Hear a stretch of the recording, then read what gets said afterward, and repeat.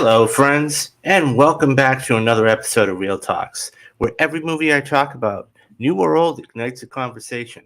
Come join me on the cinematic journey as I turn back the clock and talk in depth about some of the greatest films of all time. Before we get started, I wanted to thank everybody for sticking with me. I haven't been putting out as much content as I've wanted to, and I know I said I was going to be putting out a lot of content this month, so I want to thank everybody for doing that. Also, before we get started today, I wanted to really touch upon something, um, and that's something with the retrospectives. So I'm going to be trying something very different with them. Okay. Before I would go through all of the pre-production and the casting and everything else, what I'm going to do, and I'm going to really start with this and moving forward with it, I'm going to really need your feedback. I'm going to try and make this a lot shorter. Okay. And when I mean a lot shorter, I mean like 20 to 40 minutes shorter.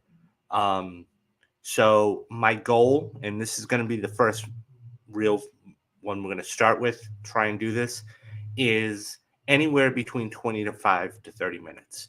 Um, because I know you guys, you've got busy schedules, you've got busy lives, you're doing, a couple things. And I've really noticed this with Anatomy of a Movie. The feedback's been very good.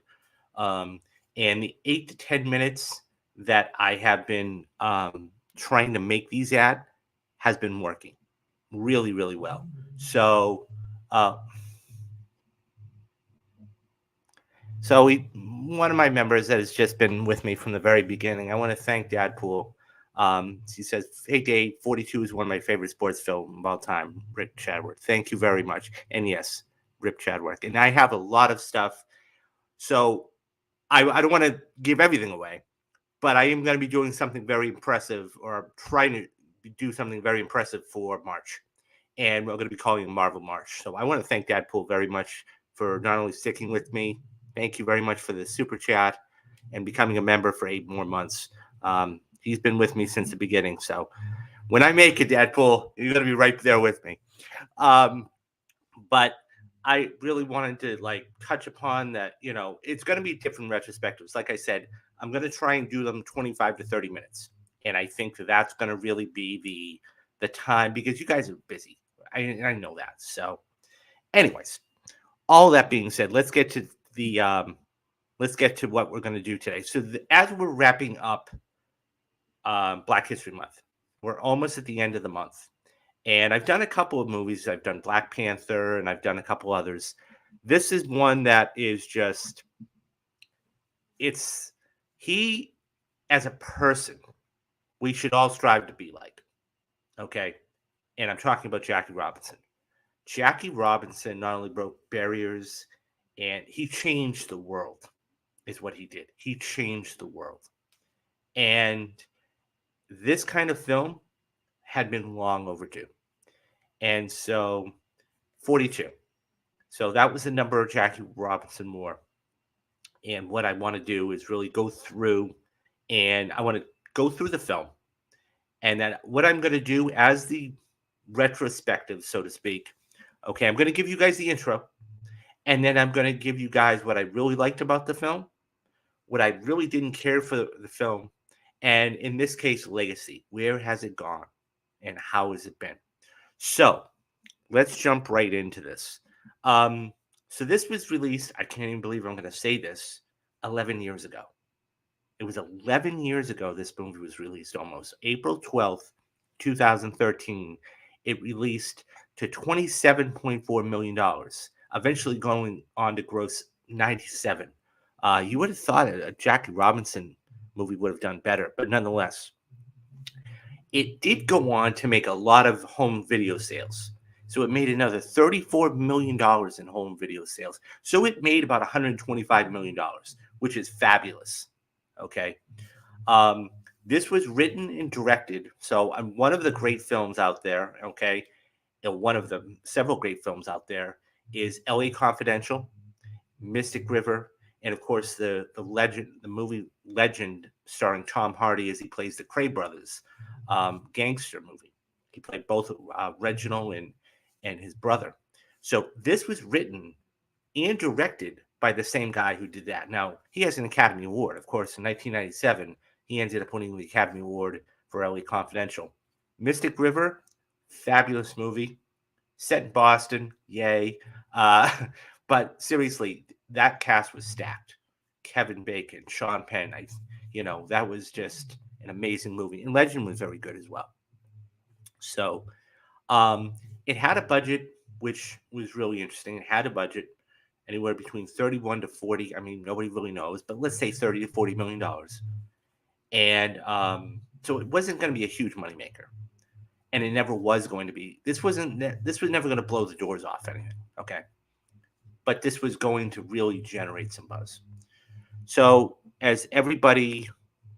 this stars, okay, Chadwick Boseman, okay, and fabulous, you know, Dad Pool said it right. We lost him way, way, way too young. Um, but fabulous actor, okay, for what he did, okay. He's always going to be remembered for Black Panther, okay, but I mean, has played some legendary people. He played some legendary people in his time. Jackie Robinson, just others. Thurgood Marshall, some other really solid characters. So this stars Chadwick Boseman, and he plays the title character of Jackie Robinson, and Harrison Ford.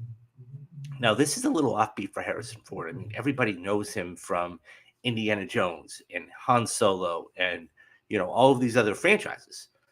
But this was a little offbeat for him. And he was getting to a time in his career where he could do other things, right? He wasn't an upcoming actor. He was able to do other things. He was able to take any project he wanted. I mean, this is Harrison Ford we're talking about. So the other real big name, if you will, was Christopher Meloni. Christopher Meloni is, he stars in this as the manager, okay? And everybody really knows him from television. I mean, he was on Oz, okay, all those years ago. But he's been more of a television actor, okay? He's never strayed in, and he's never delved into films. This one, absolutely. Okay. So those are the three main notable household name actors. There's a number of other actors in this film that is just top notch as well. So you have Andre Holland, who's playing Wendell Smith. You have Nicole Berry, who's playing his wife, Rachel Robinson. So, I mean, there are others there that really stand out too. Alan Tudyk played a tough role, then back and forth between him and Jackie with brutal. Yes, it was. Yes, it was. And that's one of the things that Chadwick says in the movie, that he is not able to look. They couldn't take the liberties that, you would put on screen today. It's not a reality. So, so basically those are the names that you really need to know. Hey Dave, this is truly a great film for sure. Chadwick's performance as James Brown and Get Out, and that's another great film he's done. I mean, we were just talking about Black Panther, and is another truly excellent performance. Gone unfortunately too soon. Yeah, he is. I mean, he was an amazing actor. And I was watching an interview with him prior to coming on today, and I think it was Jake Hamilton who sat down with him talking about 42. He's like, who was your go-to person? And really, he said Sidney Poitier. I mean, Poitier was the guy, right? Raising in the Sun, In the Heat of the Night, and everything he had to go with. And then, of course, later on, you've got Denzel, you've got all of these other great, fantastic actors. And this movie was it's a hard watch. You know what's going to happen. This is one of those movies where you know who the person is. You know what they went through. But it's still a hard watch. You cringe every time something happens to the title character. You cringe because you're like, oh God. Because if it happened today, I mean, yes, there would be a lot of outrage and everything else. But it's one of those things where that was fluent back then. That was like secondary back then. That was like English back then. And today you're like, whoa. And we take a step back and we really examine it. But to your point, playing James Brown, that's not an easy character. I mean, playing Black Panther, the first black superhero, playing Jackie Robinson. I mean, the pressure. And he was even asked by Jake, was there pressure? He's like, no, not really. I mean, there was a little bit, but he knew. I mean, he had, Rachel Robinson by his side, and she went through a lot of she reviewed every single draft of the script. So it was one of those things where she was on board with everything that happened. He said the toughest thing of all of the things that happened, and I want to just play this, but he said there wasn't a lot of pressure, but one of the things that he really wanted to do. I mean, we see the romance. These two are madly, madly in love, and nothing's going to stop them, right? Branch Rickey, played by Harrison Ford, of course, was a visionary. And he knew that seeing this person was going to really change his ball club. And that being said, he wanted to win. It didn't matter if it was black. And that was the thing. He didn't look at the person's skin, he looked at his talents. And, I mean, what I always say, the phrase I always use is when somebody says, we might be talking about politics for a minute, and, they say, well, Barack Obama was the first black president. And I said, no, you're wrong. He was the first president who was black or African American. Because here's the thing. The minute you put race in front of whatever the title is, you've lost the battle. You've lost the battle. Because that means you're stereotyping that person at that time. Was he a good president? Wasn't he? I mean, that's up for debate, several years down the road. But the fact that he was able to do that, and he was the first president who was African American, that's the key thing. Getting back to the whole thing. So Branch Rickey saw something. And so when Jake sat down with Chadwick, he said there wasn't a lot of pressure on him.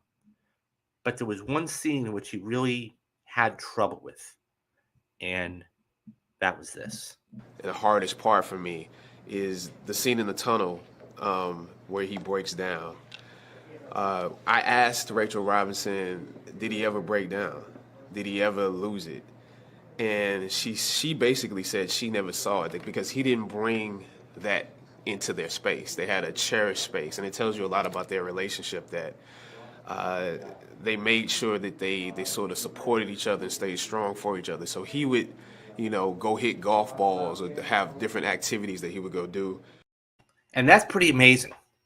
The fact that you're able to separate your professional life from your personal life and not bring it the works or not bring it home with you is incredible. And that just goes to show you about the power of their love and how he never, ever let her see it. He never wanted to see her feel for him because she knew vicariously what she was going through. I mean, yes, she had racial slurs and everything else hurled at her as well because she was associated, but never did he ever bring his work home. And that's incredible. That really is incredible. So, basically, this is going to, I'm not going to go too far into it. So, in 1945, Brooklyn owners Branch Rickey, of course, played by Harrison Ford, meets with sports writer Wendell Smith regarding wanting a black baseball player for his team. Wendell suggests that Jackie Robinson of the Kansas City Monarchs, of course, this is the Negro League. Robinson accepts, but is warned by Rickey that he must control his temper despite the adversities he's going to face, and breaking the color line. And that was the biggest thing. Okay, he was breaking the color barrier. So Robinson proposes. She said yes. As I said, they're deeply in love. So they weren't really, that was the last thing. He earns a spot with the Montreal Royals, the AAA affiliate, and then he comes up after performing very well. He advances to the Dodgers as a first baseman. Some of the Dodgers draft a petition refusing to play with Robinson. And so the manager rebuffs him. So this is the scene here, and I'll play this real quick. This is the scene. And every single movie has a scene, like one or two scenes or one or two things that are just, this is it. This is it. Wake up, somebody! Wake up!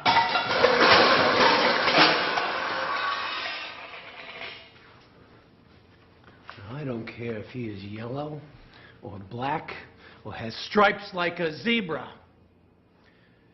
If Robinson can help us win, and everything I have seen says he can, then he is going to play on this ball club. Like it, lump it, make your minds up to it, because he's coming. And think about this when your heads hit the pillows tonight. He's only the first, boys. Only the first. There are more coming right behind them every day, and they have got talent, and they want to play. Oh, yeah, they are going to come scratching and diving. So I would forget your petition and worry about the field, because unless you fellas pay a little more attention to your work, they're going to run you right out of the ballpark.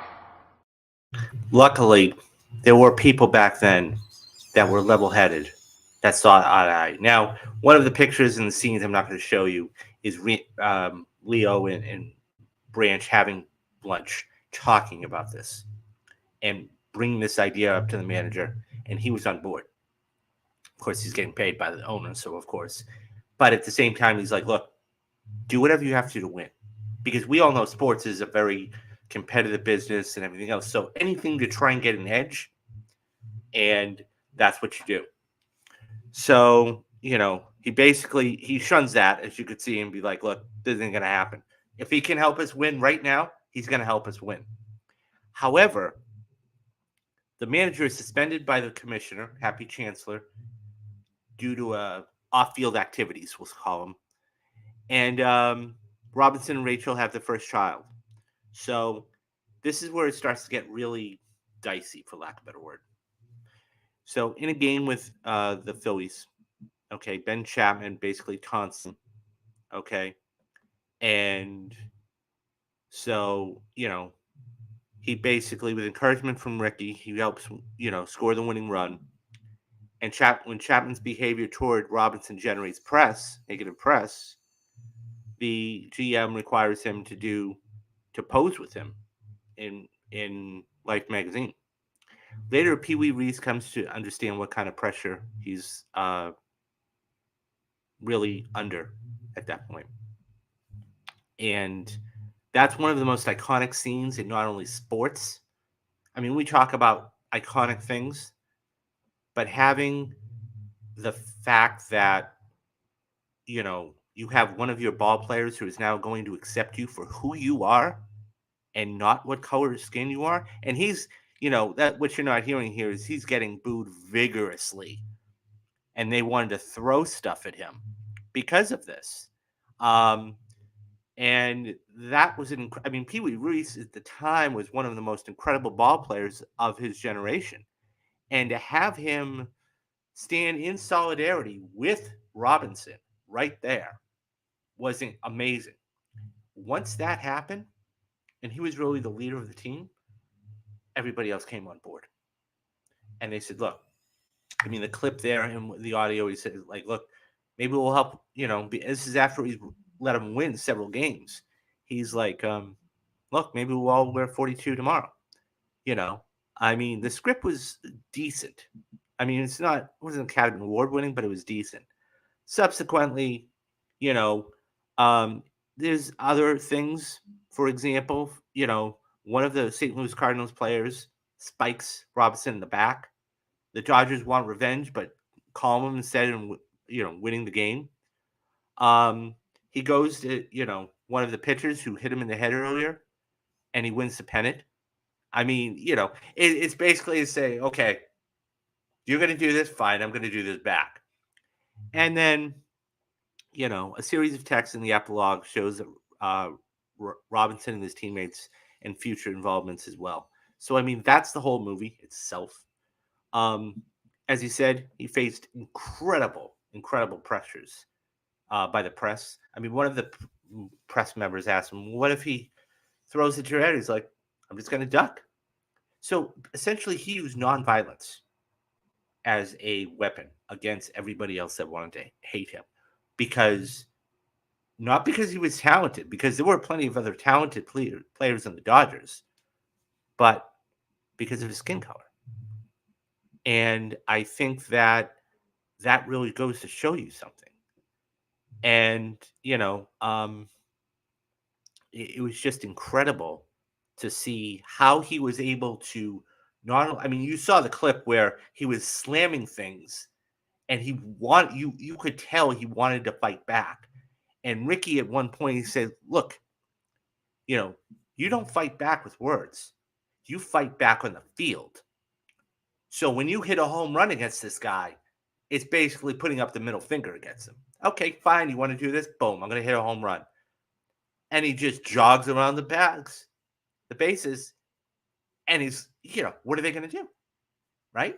That's the ultimate FU to somebody like that. And so, yeah, the whole movie is about essentially Robinson overcoming the odds. This is not only, it's an inspirational movie. It really is. And he was an inspirational player. Unfortunately, I mean, he was only 53, and he suffered a heart attack on October 24th, 1972. He was only 53 years old. And that's just, when we talk about people that are gone too soon, definitely he was gone too soon. I mean, Chadwick playing him and Robinson, they were gone way too soon. And we need more Jackie Robinsons, not only in today's society, but in sports. And that's a whole other video for another time. So now that I basically walked you through the movie, what I'm going to do now is tell you what I liked about the film, what I didn't like about the film, and my overall thoughts. So what I liked about the film: courage and perseverance. Jackie Robinson's story is one of the most remarkable stories of courage and perseverance in the face of immense adversity.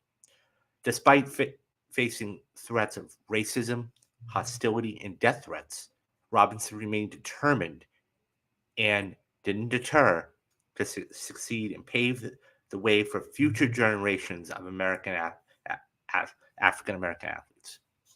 And when you look at today,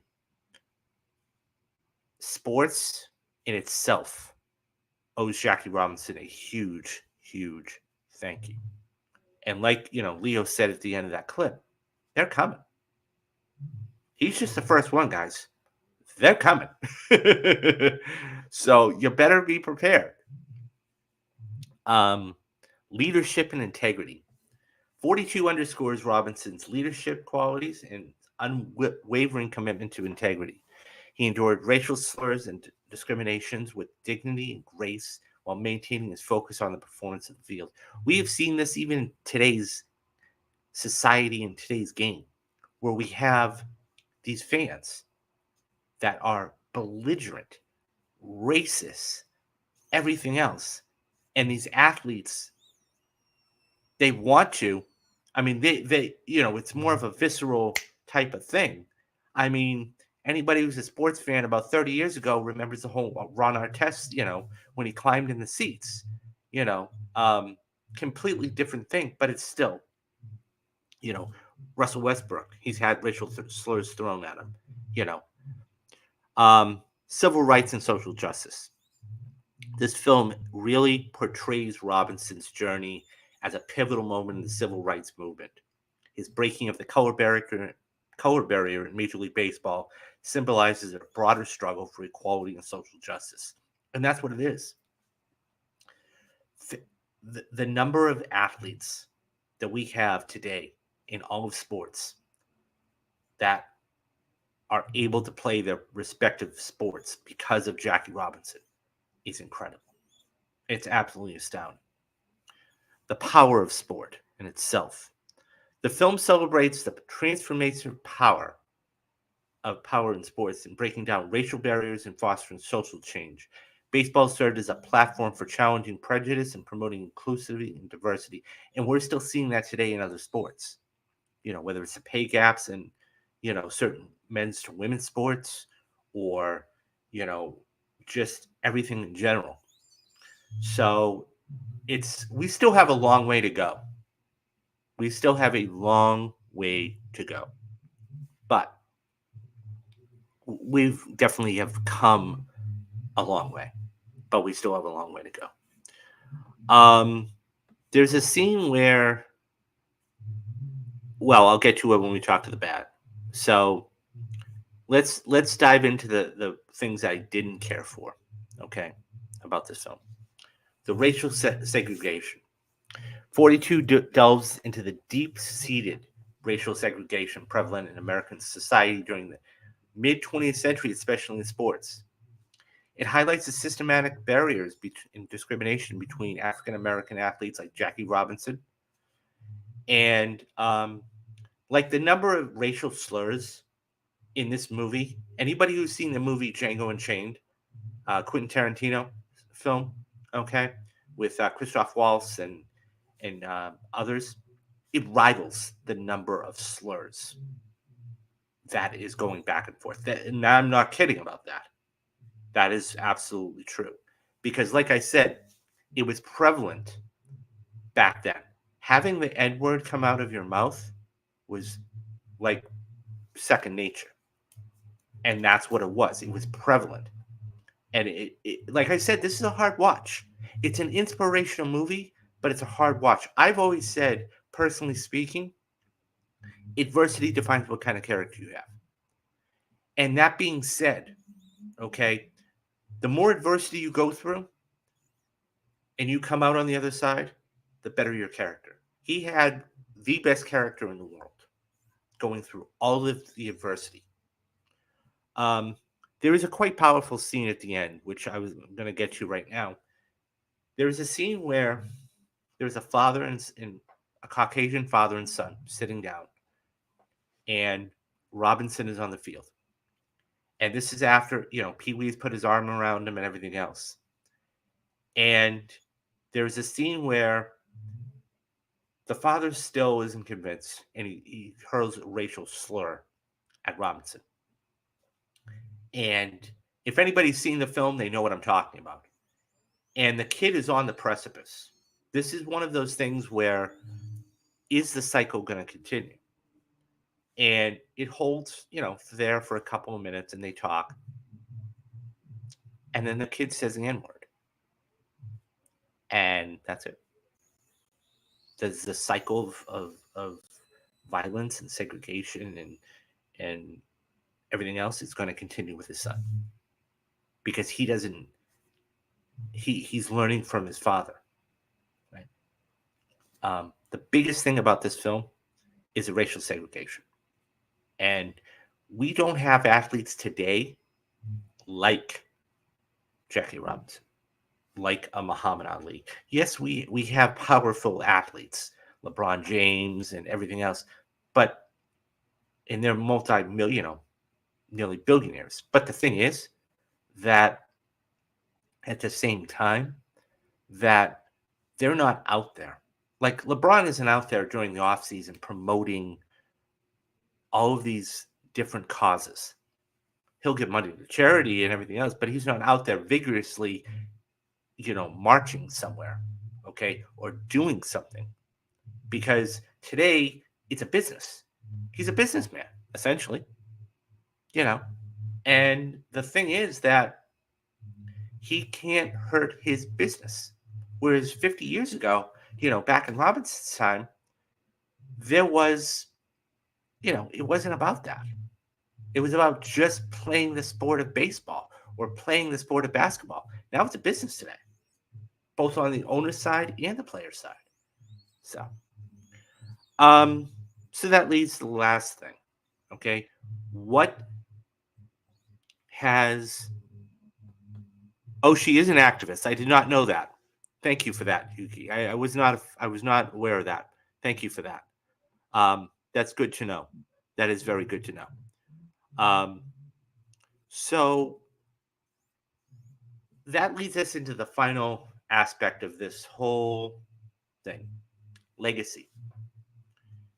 Where does Jackie Robinson sit? Okay. Now I'm going to bring up some statistics for Robinson. Now, when I say greatest, we throw the word GOAT, or greatest of all time, out there a lot. Whether it's Tom Brady in football, whether it's Michael Jordan in basketball, or whoever. This isn't, and the reason why I don't like quote greatest of all time, because the thing is, I'll say greatest of a generation, because there's different things. Like, these statistics don't, and you can equate them to what it is, but still, he wasn't playing for championships back then. Players are playing for championships because we monetize everything, how many home runs he has, or how many hits he has, or how many, RBIs he has. So these are his statistics. He had nearly 5,000 at bats. He got over 1,500 hits. Now, think about that for a minute. That means that almost 1 in 3 times he got up to bat, he got a hit.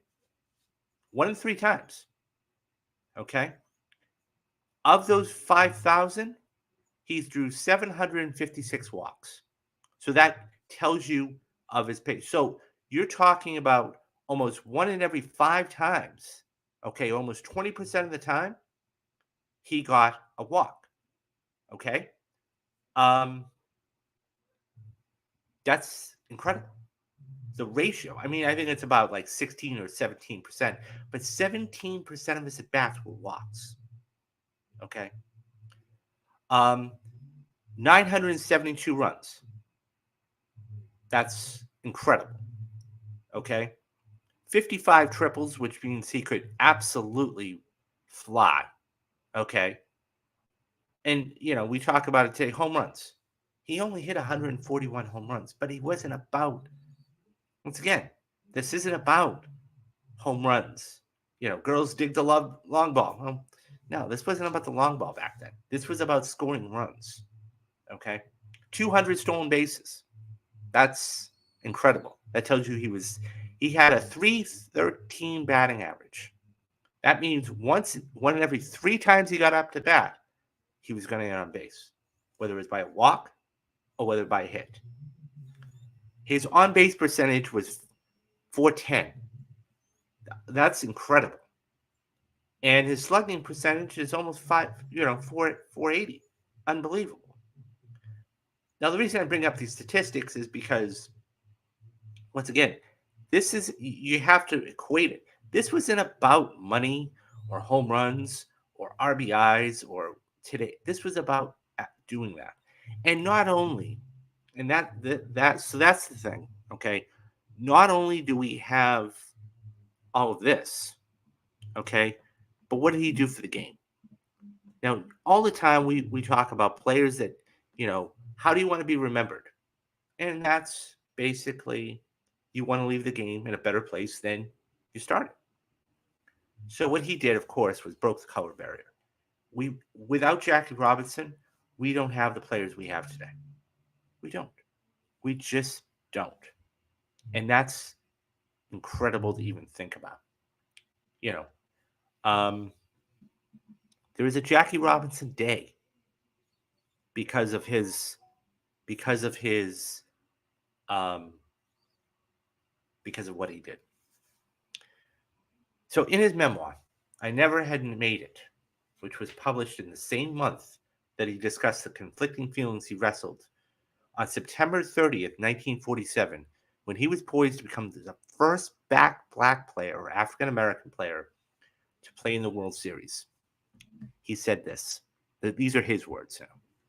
There I was, the black grandson of a slave, the son of a black sharecropper, part of a historic occasion, a symbolic hero to my people. The air was sparkling. The sunlight was warm. The band struck up the national anthem. The flag billowed in the air. It should have been a glorious moment for me. As I write this 20 years later, I cannot stand and sing the anthem. I cannot salute the flag. I know that I am a black man in the white world. In 1972, in 1947, at my birth in 1919, I know that I had never made it. And that's crazy. He couldn't even sing the national anthem. I mean, that's astounding. That really is astounding.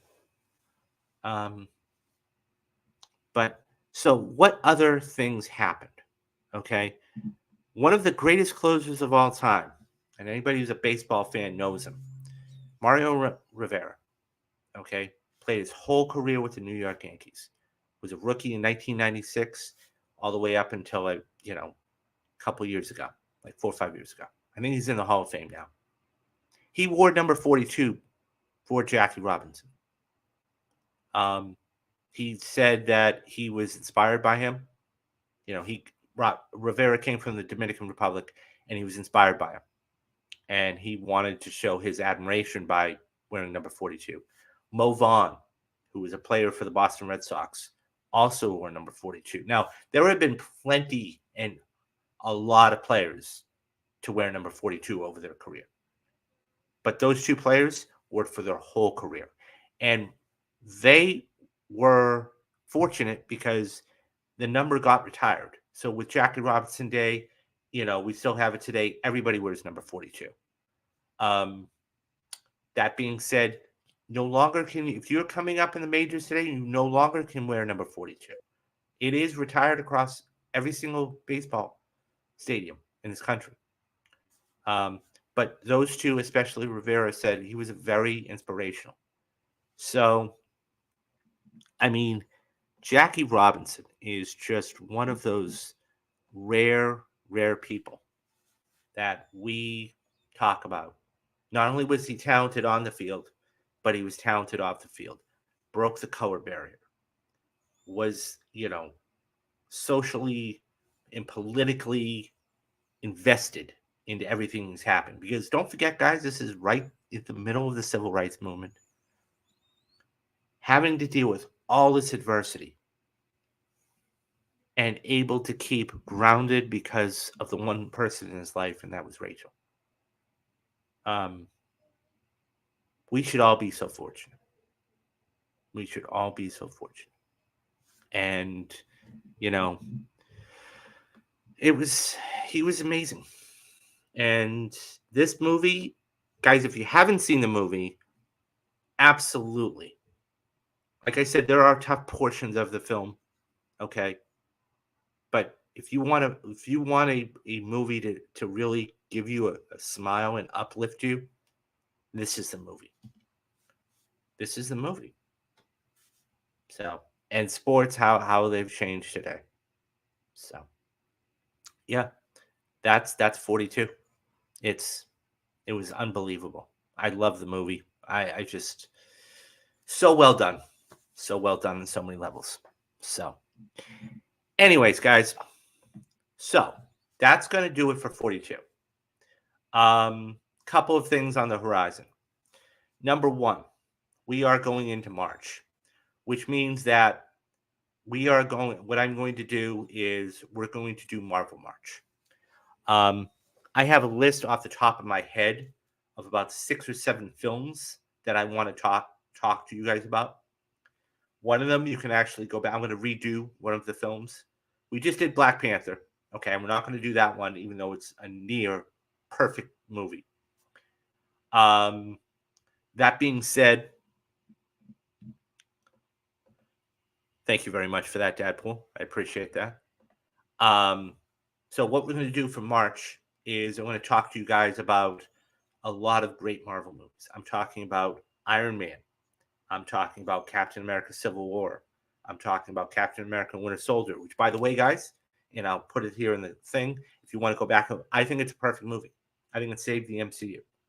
If you want to go back and watch the perfect movie video, I'll put it right up there so you guys can watch it. I'm gonna redo Winter Soldier, Infinity War, um, Guardians of the Galaxy. These are movies I'm gonna be doing all over. Okay, and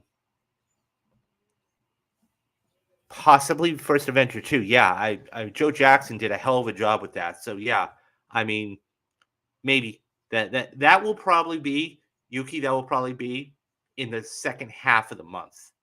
Okay, because I want to give you guys all the good stuff first. I'm going to give you guys all the good stuff, Infinity War and Guardians and all that, and then because the second or third, I think it's the third week of March, I'm working. Um, Endgame, maybe we'll see about Endgame. No Way Home, I'm definitely doing. I'm definitely doing No Way Home. So that is another one I was going to do. So I have kind of a list. I'm going to do the Avengers, of course. Um, and then I don't know. I'm thinking about doing like a wrap up video, like a phase one video or phase two video. We'll see. That might not be. I might just do the retrospectives. Endgame, you know what? Antonius, Endgame is not a bad movie. I don't. I hate Endgame Infinity War. I agree with. I agree with you. I do agree with you. And the reason being is this. And this was this. So I've sat down and watched the um, director's commentary of Endgame. Basically, what the Russo said is Infinity War is more of a tragedy. Now, anybody who's familiar with screenwriting and anything else knows that there is a plot point called the point of no return. What they did at the end of Endgame is they ended Infinity War on that plot point. So they had the bad guy win. Cliffhanger. And at that point, what ends up happening is, you know, so the beauty about what they did, you only saw Thanos four times throughout the whole MCU. You saw him at the end of the Avengers. You saw him at the end of Guardians. Fine, I'll do it myself. And then there was one or two other times. That's why Infinity War had him all the way through. You didn't see him in Endgame until the very end. I mean, you saw bits and pieces of him, but he wasn't prominent. That was their genius. So they used him all in one movie and very little in the second. Endgame is more it's a I mean, I think it was Ant-Man that called it a time heist. That's a thing. So I mean, Act One is kind of like a prelude, finishing up in Infinity War. Act Two is the time heist itself, and then Act Three is the final battle. Um, the Incredible Hulk, Spider-Man: Homecoming, and Iron Man 3 would be good as well. Yeah, they're quite underrated. So those will probably be later on in the month. So I am working all week. I think it's the third week of March. Okay, so I want to get you guys videos out. So that will be for that week, probably. Definitely. There you go. I knew he was in one other one. Thanos was in Endgame or Age of Ultron. Age of Ultron was okay. It wasn't great. It made a boatload of money, and it was good, but it wasn't great. So, and yeah, so for March, guys, I want to give you guys a bunch of Marvel movies and really talk to you guys about what I like. And once again, in the comment section, guys, I want you to tell me if you like this new layout, this new template. I know we're, approaching 45 minutes here, but at the same time, I'm kind of wrapping up. So, but I definitely want you to tell me, do you like this format? Do you don't like it? What could I tweak here and there? Definitely. So Marvel March, that's what you guys are going to be getting for March is Marvel movies. And then, moving forward from that, couple of other things. Number one, I watched Dune last night. Tomorrow, guys, come back here tomorrow. I don't have a time. Come back here tomorrow. I'm going to be doing a Dune retrospective. 2021 retrospective by Denis Villeneuve, of course, directed Arrival, Sicario, a bunch of other films. Going to go see part two on Thursday. So hopefully the goal is, did I get the, no, I didn't, and I'm going to. I'm going to get that on Thursday when I go. So I'm definitely going to get that. You can't see it behind me, but I have like 6 of them. Okay, okay, so I have all these collectors. I have Mission Impossible: Dead Reckoning. I have Avatar. I have Guardians of the Galaxy 3. I have The Flash. I have Black Panther: Wakanda Forever, and there's one more, and I even got the Marvels. So I'm definitely collecting all of these. I might actually do that for you. You actually, that's a good point. I may actually make a video of that, of all of the things I have. Like, yeah, that's okay. I might, yeah, good call, Yuki. I might actually have to do that. Just leading up to it. Um, it's a great format for sure, simple and good. I rewatched the first Dune as well yesterday and saw Dead Zones with Christopher Walken for the first time. Ooh, very good, very good. Of course, Walken is the in Dune 2, so I can't wait to see this. Um, so my favorite bucket is the Deadpool. Oh, nice. And I'm sure they're gonna have a collector's edition for Deadpool too, so that will be good to see. So yeah, come back here tomorrow. I'll figure out what time. I'm gonna be doing a Dune retrospective. Thursday, I'm gonna be going to see Dune 2. It's a 3 o'clock show. I might have a special guest. We'll talk. I gotta touch base with him again. My goal is to be doing a live stream tomorrow night, right around 7 o'clock. I mean, I figure after previews and I get home. So check that out. Um, if you guys, if you missed the live stream, don't worry about it. I will put it out on I'm going to release the video on Saturday. That way, I won't, because I want to give people a chance to go see the movie. I know they did a week before, but I wanted people to go, see the movie and come back and see what they thought of it. Um, so that's going to be that. And then, yeah, we got a bunch of other stuff coming up. Like I said, Marvel March is going to be the big thing. And yeah, I mean, I have a chance because I know one of the other films I'm going to be doing is The Green Mile. So The Green Mile is, I think, next Wednesday. I think that's playing for like $5 at my theater. I want to go see that. So I was going to do The Green Mile. I'll probably put that video out later on in the year, but I'll definitely go see that. So there is a ton of stuff that is out there for you guys to do. On that note, okay, anybody who hasn't watched this, and Dadpool, thank you again for re-upping for 7 months. Here's what I'm looking to do, guys.